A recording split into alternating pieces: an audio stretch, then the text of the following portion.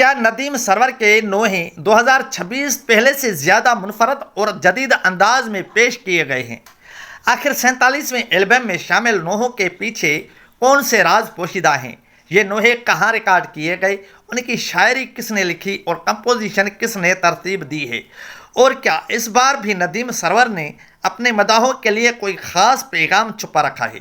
ناظرین، 2026 اور 1448 ہجری کے لیے ندیم سرور کی 47ویں البم کے نوحے مرحلہ وار ریلیز ہو رہے ہیں، جن میں مولا حسین جان اور مالک یا حسین خاص طور پر توجہ کا مرکز بنے ہوئے ہیں۔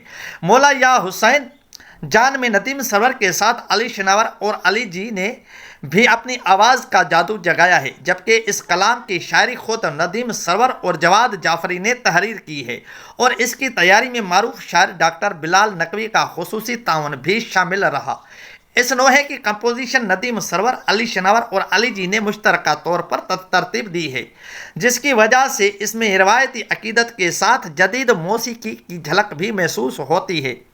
ویڈیو کی ہدایت کاری سید جری خوشنودی نقوی نے انجام دی، جبکہ سینیماٹوگرافی شعیب سلیمان رزاق نے کی، جس کے باعث ویڈیو کو ایک منفرد اور متاثر کن انداز ملا۔ اطلاعات کے مطابق حالیہ برسوں کی طرح اس البم کی آڈیو پروڈکشن بھی آسٹریلیا کے سڈنی میں رویل ریکارڈ اسٹوڈیو سے منسلک رہی ہے، جہاں جدید تکنیکی سہولیات کے ذریعے نوحوں کو ریکارڈ کیا گیا۔ 47ویں البم کے دیگر نوحے بھی بتدریج ریلیز ہو رہے ہیں، اور شائقین بے صبری سے مکمل ٹریک لسٹ کا انتظار کر رہے ہیں۔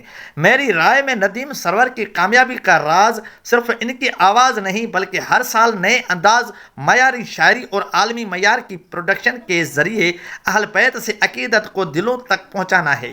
یہی وجہ ہے کہ ان کے نوحے دنیا بھر میں کروڑوں افراد کی توجہ حاصل کرتے ہیں۔